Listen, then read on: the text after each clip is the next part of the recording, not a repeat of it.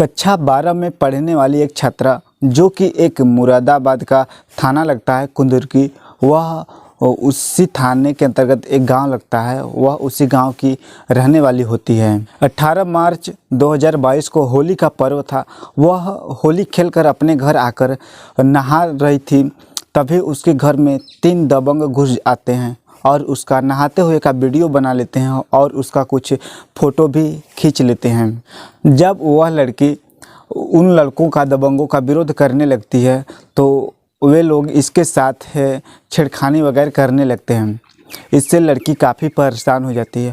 वह पूरी बात अपने पिता को बताती है और उसके पिता उसे लेकर एक थाने में चले जाते हैं। वहाँ जो थानेदार होते हैं, एक दरोगा होते हैं जिनका नाम ललित चौधरी होता है, वे सिर्फ इन लोगों का जो होता है कि शांति भंग का FIR दर्ज करके उन लोगों को छोड़ दिया जाता है। इसके बाद वह छात्रा कुछ ही दिनों बाद वह आत्महत्या करके मर जाती है। लेकिन वो जो दरोगा होता है, इसके बाद भी वह कुछ सबक नहीं लेता है और आगे भी ऐसी कई घटनाओं को अंजाम देता है। आखिर में वह ऐसी हरकत करता है जिससे पूरी यूपी पुलिस उसके ऊपर थू थू करती है।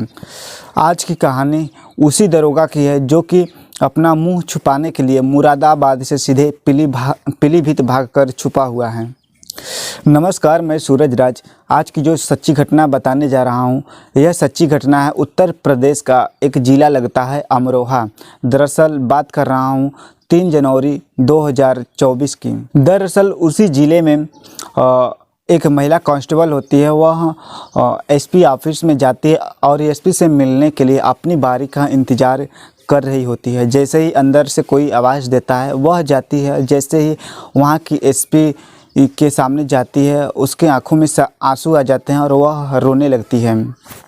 जब SP ने उससे पूछा कि आखिर तुम इतना परेशान क्यों हो, तुम्हें क्या हुआ, तो जो उस महिला कांस्टेबल ने अपनी कहानी बताई, वाकई में उसकी कहानी काफ़ी दर्दनाक होती है। वह महिला बताती है कि मुरादाबाद में मझौरा एक थाना लगता है, वह उसी थाने में हेल्प डेस्क पर काम किया करती थी। एक दिन वह महिला उसी डेस्क पर काम कर रही होती है, तभी वहाँ से एक दरोगा गुजरते हैं, ललित चौधरी। वह उस कांस्टेबल को देखकर मोहित हो जाते हैं और उस महिला से पूछते हैं कि तुम कहाँ से हो और तुम्हारा नाम क्या है।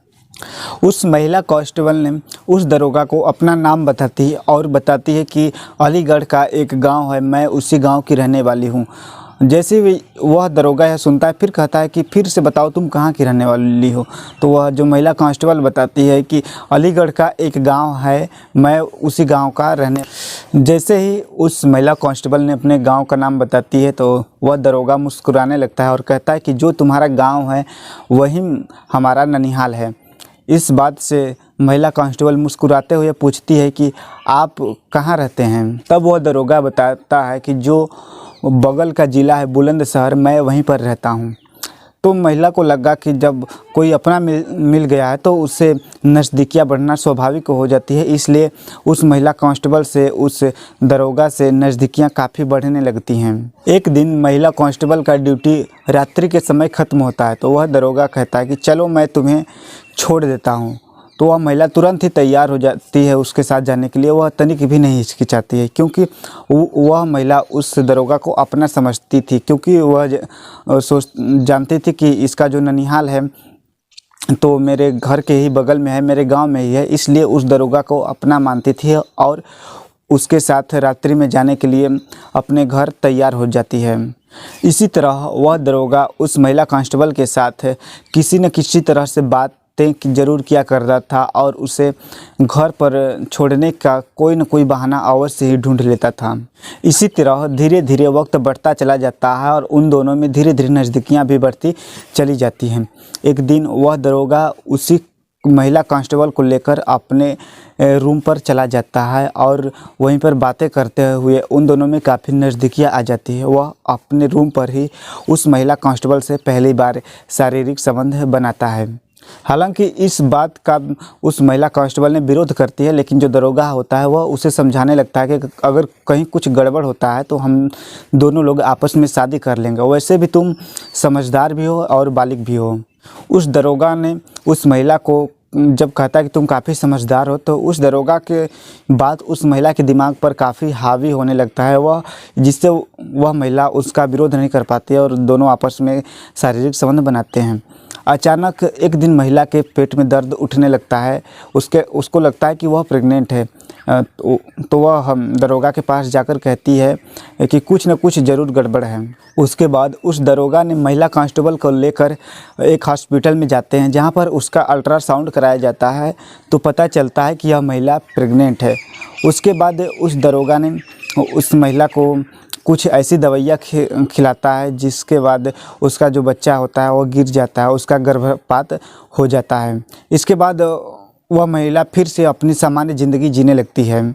कुछ वक्त बीतते हैं, फिर से उन दोनों में नज़दीकियाँ बढ़ने लगती है और आपस में दोनों मिलने लगते हैं। उस महिला कांस्टेबल उसका विरोध भी नहीं कर रही होती, क्योंकि उस दरोगा ने उसे बोल रखा था कि मैं तुमसे शादी कर लूँगा, इसलिए उस महिला कांस्टेबल उसका विरोध नहीं करती है। वह फिर से मिलने लगते हैं और उस दरोगा ने महिला कांस्टेबल के साथ शारीरिक संबंध फिर से बनाना शुरू कर देता है। ऐसे ही वे लोग शारीरिक संबंध बनाते हैं। एक दिन फिर महिला कांस्टेबल को पता चलता है कि वह प्रेग्नेंट है। वह दरोगा को बताती है, तो दरोगा फिर से उसे ऐसी दवाइयाँ खिलाता है जिससे उसका गर्भपात हो जाता है। दूसरी बार गर्भपात कराने के बाद वह फिर से अपनी ज़िंदगी सामान्य की तरह जीने लगती है। एक दिन उस दरोगा का मोबाइल उसी महिला कांस्टेबल के पास से छूट जाता है। तभी उसी मोबाइल पर एक फ़ोन आता है, जो कि उधर से एक महिला बोल रही होती है, जो कि उसी दरोगा का पत्नी होने का दावा कर रही थी। वह उसी दरोगा का पत्नी बता रही होती है। तो इधर से जब महिला कांस्टेबल फ़ोन रिसीव करके बोलती है तुम कौन बोल रहे हो, तो वो बताती कि मैं दरोगा का पत्नी बोल रही हूँ। तो वह पूछती है वो दरोगा की पत्नी तुम कौन बोल रही हो। तो यह महिला जो इसके साथ हुआ था वह बताती है कि हम दोनों शादी करने वाले हैं। अपनी सारी कहानी उस महिला को वो बता देती है, लेकिन जो दरोगा की पत्नी होती है वह इस कांस्टेबल की बात मानने के लिए तैयार ही नहीं होती। इस बात से लेकर उन दोनों में काफ़ी तकरार होता है, नोक झोंक होता है।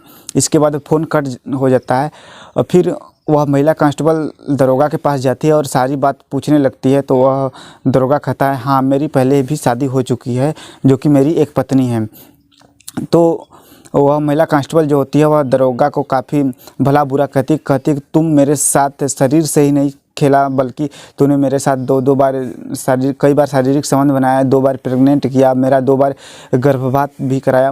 तो उसके बाद दरोगा कहता है चलो ठीक है कोई बात नहीं। काफ़ी तकरार होता है, नुक झुक होता है और दोनों अलग अलग रहने का फैसला कर लेते हैं। उसके बाद वह महिला कांस्टेबल अपने घर अलीगढ़ जाती है, वहाँ अपनी शादी की बात करने लगती है। उसके बाद उसकी शादी तय हो जाती है, उसकी सगाई भी हो जाती है। वह महिला कांस्टेबल सगाई के बाद वापस अपने ड्यूटी पर चली जाती है। जब वह दरोगा को पता चलता है कि इसका सगाई हो चुका है, तो वह महिला कांस्टेबल के पास जाता है और उससे मारपीट करता है और कहता है कि तुम्हारी हिम्मत कैसे हुई कि मुझसे पूछे बिना तुम सगाई कर लो या शादी कर लो। उसके बाद उस महिला कांस्टेबल कहती है कि तुम शादीशुदा हो, तुम अपना अलग ज़िंदगी जियो, मैं शादी करके अपना अलग ज़िंदगी जीऊँगी। उसके बाद जो दरोगा होता है वह कहता है कि तुम्हें अगर शादी ही करना होता तो तुम मुझसे एक बार पूछ ले होती, क्योंकि मैं तुमसे शादी कर लेता। जब महिला कांस्टेबल यह बात सुनती है तो वह काफ़ी हैरान हो जाती है, वह सोचने पर मजबूर हो जाती है। वक्त आगे बढ़ता जाता है, इन दोनों में फिर से नज़दीकियाँ बढ़ने लगती है और दरोगा इस महिला कांस्टेबल के साथ फिर से शारीरिक संबंध बनाना शुरू कर देता है। इस बात से वह महिला कांस्टेबल काफ़ी परेशान होती है, जिसके बाद वह मुरादाबाद से अपना ट्रांसफ़र अमरोहा करा लेती है। वहाँ वह मुरादाबाद से अमरोहा चली जाती है। वहाँ जाने के बाद कुछ ही वक्त बीतते हैं कि उसके पेट में फिर से दर्द उठने लगता है। जब वह चेकअप कराती है तो पता चलता है कि वह फिर से तीसरी बार प्रेग्नेंट है। वह दरोगा ललित चौधरी से कहती है कि मैं तीसरी बार प्रेग्नेंट हूँ, अब क्या करूँ। तो दरोगा कहता है कि अब क्या करना है, जैसे तुमने पिछले 2 बार किया है वैसे इस बार भी दवाइयाँ खा लो और गर्भपात करा लो और फिर से अपनी ज़िंदगी की शुरुआत करो। महिला कांस्टेबल कहती है कि चाहे कुछ भी हो जाए मगर मैं इस बार गर्भपात नहीं कराऊंगी, तो दवाइयाँ नहीं खाऊंगी। जब यह बात उस दरोगा को पता चलता है कि वह गर्भपात नहीं कराएगी, तो वह दरोगा उस महिला से कहता है कि अगर तूने गर्भपात नहीं कराया, दवाइयाँ नहीं खाई, तो जो तुम्हारा वीडियो है, तुम्हारा फ़ोटो है, उसको मैं सोशल मीडिया पर अपलोड कर दूंगा और तुम्हें बदनाम कर दूंगा। वह महिला कांस्टेबल दरोगा से कहती है, ठीक है, तुमको जो करना हो कर लो, लेकिन मैं तुम्हारी शिकायत उच्च अधिकारियों से करूंगी कि तुम मुझे परेशान करते हो। जब वह महिला कांस्टेबल की यह बात सुनता है कि वह उच्च अधिकारियों से शिकायत करेगी, तो वह सीधा मुरादाबाद से सीधा अमरोहा जाता है और उस महिला कांस्टेबल के साथ काफ़ी मारपीट करता है और वहां से आराम से फिर यहाँ मुरादाबाद वापस चला आता है। वह महिला इस बात से काफ़ी परेशान हो चुकी थी। वह उलझन में फंसती चली जा रही थी। वह आई तो थी उत्तर प्रदेश पुलिस में महिलाओं की सुरक्षा के लिए, लेकिन वह खुद की सुरक्षा नहीं कर पा रही थी। इस बात से वह काफ़ी परेशान हो चुकी थी। वह अपने साथियों को फ़ोन करके वह सारी कहानी बता देती है। तो उनके जो साथी होते हैं वह कहते हैं कि जो तुम्हारे अमरोहा के एसपी हैं कुंवर अनुपम सिंह, वह एक अच्छे आदमी हैं, वह तुम्हारी सुनवाई कर सकते हैं। उसके बाद महिला कांस्टेबल 3 जनवरी 2024 को एसपी के पास जाते हैं और अपनी पूरी कहानी एसपी साहब के सामने बता देती है, बयां करती है, जिसको सुनने के बाद एसपी को बहुत गुस्सा आता है। वह तुरंत ही महिला थाना में फ़ोन करते हैं और कहते हैं कि एक महिला कांस्टेबल को भेज रहा हूं और इसका एफआईआर दर्ज कर लीजिए। उस महिला कांस्टेबल का एफआईआर दर्ज होने के बाद यूपी पुलिस ने उस दरोगा यानी ललित चौधरी और उसके भाई और उसकी पत्नी के खिलाफ धारा 313, 376 और 323 और SC/ST एक्ट के कई धाराओं की तरह मुकदमा दर्ज कर लिया जाता है। मुकदमा दर्ज करने के बाद इस मामले की जांच करने के लिए CO अंजलि कटारिया को दिया जाता है। फिलहाल इस मामले की अभी जांच चल रही है, लेकिन जो दरोगा था ललित चौधरी, वह इससे बचने के लिए मुरादाबाद से सीधे ट्रांसफ़र लेकर वह पीलीभीत के लिए भाग जाता है। हालांकि उस दरोगा ने पहली बार में जब उस छात्रा का एफआईआर दर्ज कर लिया होता तो वह छात्रा की मौत नहीं होती, लेकिन फिर भी वह दरोगा सबक नहीं सीखता है। वह जिस वादों के लिए कस्में खाता है, वर्दी पहनता है, उन कसमों वादों को भूल जाता है। अगर उन कसमों वादों को निभाता और सही से कार्य करता तो आज यूपी पुलिस उसके ऊपर थू नहीं कर रही होती। दोस्तों, इस कहानी को सुनाने का उद्देश्य किसी को तकलीफ़ पहुंचाना नहीं, किसी को ठेस पहुंचाना नहीं, बल्कि आपको सचेत करना है कि यूपी पुलिस का काम है लोगों को सुरक्षा प्रदान करना, न कि लोगों को परेशान करना। हालांकि बताया जाता है कि उस दरोगा का मुरादाबाद थाने में 5 साल तक ड्यूटी रहती है और 5 साल में कई बार उस महिला का शोषण करता रहता है। दोस्तों, अगर वीडियो अच्छी लगी हो तो वीडियो को लाइक और चैनल को सब्सक्राइब कर लें।